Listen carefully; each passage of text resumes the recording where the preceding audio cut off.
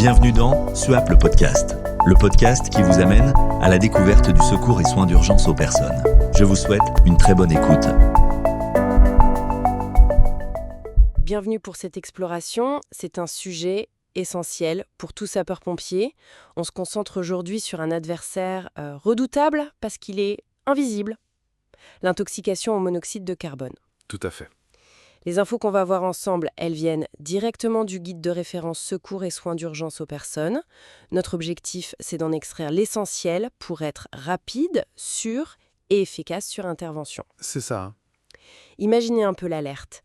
Plusieurs personnes prises de malaise, dans un logement chauffé au gaz, en plein hiver. On pense tout de suite au CO. Alors comment on aborde ça ? Bon, commençons par la base. Ce monoxyde de carbone, qu'est-ce que c'est exactement ? Et pourquoi il est si dangereux pour les victimes et pour nous aussi ? C'est vraiment le danger invisible par excellence. C'est un gaz qui n'a pas de couleur, pas d'odeur, il n'irrite pas non plus. Il est produit quand quelque chose brûle mal, une combustion incomplète. D'accord. Comme quoi, par exemple ? Les exemples classiques, ce sont les chauffages d'appoint défectueux, les chauffe-eau qui sont mal entretenus, ou alors les groupes électrogènes qu'on utilise à l'intérieur. Surtout, évidemment, si c'est mal ventilé. Et sa dangerosité, en fait, elle vient de sa capacité incroyable à piquer la place de l'oxygène sur l'hémoglobine dans le sang. Ah oui. Son affinité pour l'hémoglobine est énorme, à peu près 200 fois plus forte que celle de l'oxygène. Ah oui, quand même. Donc le résultat, c'est que les organes vitaux, le cerveau, le cœur en premier, ils ne reçoivent plus assez d'oxygène. Ils s'asphyxient au niveau cellulaire. C'est pour ça qu'évaluer l'environnement, repérer les appareils suspects, c'est vraiment crucial dès qu'on arrive. Donc le danger est vraiment à l'intérieur du corps, au niveau du transport de l'oxygène. Alors comment on peut le suspecter ? J'imagine que les signes extérieurs, ça doit être compliqué à lire, hein ? C'est là que ça devient particulièrement piégeux pour nous sur le terrain, non ? Absolument. C'est le piège principal. Les symptômes sont très variés et surtout, ils ne sont pas spécifiques. On peut avoir des maux de tête, des nausées, des vomissements, des vertiges. Un peu comme une grippe en fait. Exactement. Une sensation d'ébriété aussi, une grosse fatigue, des problèmes de vue, de la confusion.